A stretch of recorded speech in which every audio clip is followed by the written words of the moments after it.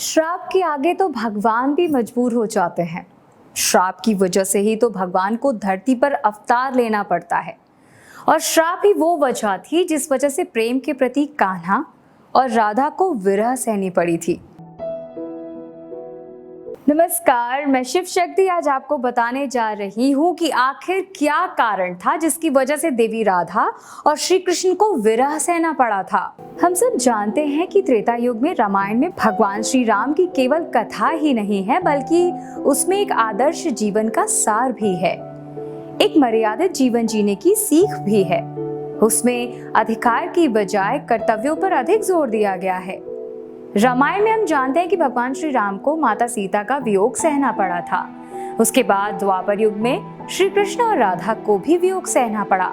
लेकिन ये वियोग क्यों सहना पड़ा, आखिर क्या वजह थी, चलिए आपको बताते हैं इस रहस्य के बारे में।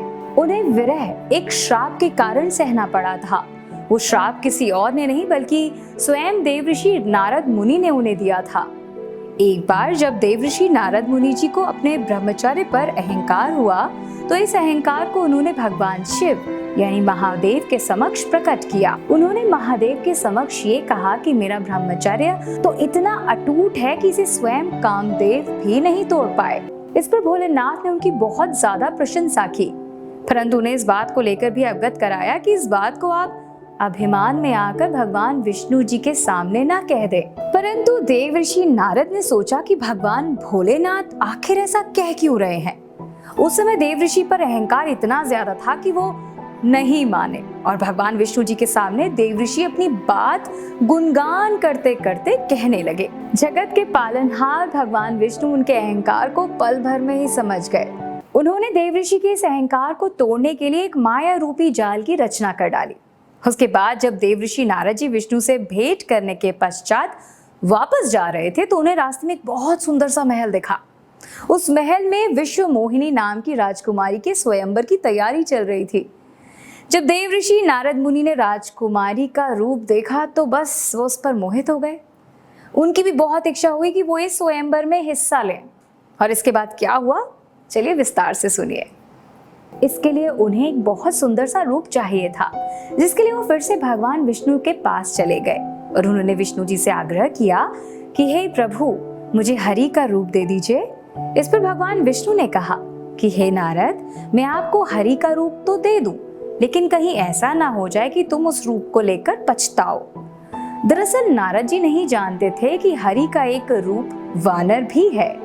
भगवान विष्णु ने वही वानर रूप देवऋषि नारद जी को दे दिया। लेकिन इस बात से अनजान नारद जी राजकुमारी विश्व मोहिनी के स्वयंवर में हिस्सा लेने के लिए पहुंच गए। जब राजकुमारी वरमाला लेकर सभा में उपस्थित हुई तो नारद के बंदर मुख को देखकर बेहद हंसने लगी। फिर उनके इस रूप का हर कोई उपहास उड़ाने लगा। नारद मुनि ने ऐसा सोचा कि आखिर ऐसा क्या हुआ है कि हर कोई मुझे देखकर हंस रहा है और राजकुमारी मुझे वरमाला नहीं पहना रही। तब उस सभा में स्वयं भगवान विष्णु जी पधारे और राजकुमारी ने उन्हें अपना वर चुन लिया। ये देख नारद मुनि को आश्चर्य हुआ। उन्होंने पहले तो अपना चेहरा पानी में देखा। अपना बंदर वाला मुख देखकर वो बेहद क्रोधित हो उठे। ऐसे में उन्होंने क्रोध में आकर भगवान विष्णु को श्राप दे दिया कि जिस तरह से मैं स्त्री के लिए तड़प रहा हूँ वैसे ही आप धरती पर अपनी स्त्री के वियोग में तड़पते रहेंगे। उस समय वानर ही आपकी मदद करेंगे।